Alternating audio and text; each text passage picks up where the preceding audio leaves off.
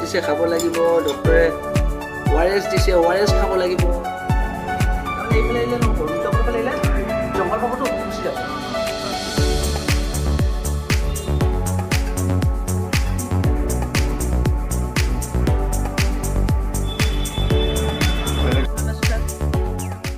One, two, three. চোৱা।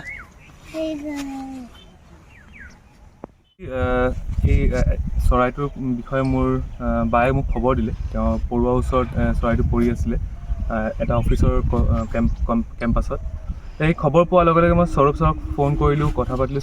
ছাৰে মোক ক'লে কি এইটো তুমি লৈ আনা, তাক তুমি ধুনীয়াকৈ, যিহেতু ছাৰৰ লগত মই 3 বছৰ ধৰি কাম কৰিছোঁ। ছাৰে বহুত মোক গোটেইখিনি মোক যি শিকিছোঁ চব ছাৰৰ পৰা শিকিছোঁ। তো ছাৰে মোৰ ওপৰত বিশ্বাস আছিলে, সেইকাৰণে ছাৰে ক'লে কি তুমি লৈ আনা। গৈ পেলাই মই লৈ আনি যোৱাকালি ছাৰৰ ওচৰত লৈ আনিলোঁ। তাৰপিছত তাৰে ট্ৰিটমেণ্ট হ'ল। তাক ডিহাইড্ৰেশ্যন হৈ গৈছিলে, তাক ৰিহাইড্ৰেট কৰা হ'ল আৰু বেলেগ যি তাৰ লগত ট্ৰিটমেণ্টৰ কাম আছিলে গোটেইখিনি কৰা হ'ল টিৰোজ সিং ছাৰৰ সহায়েৰে।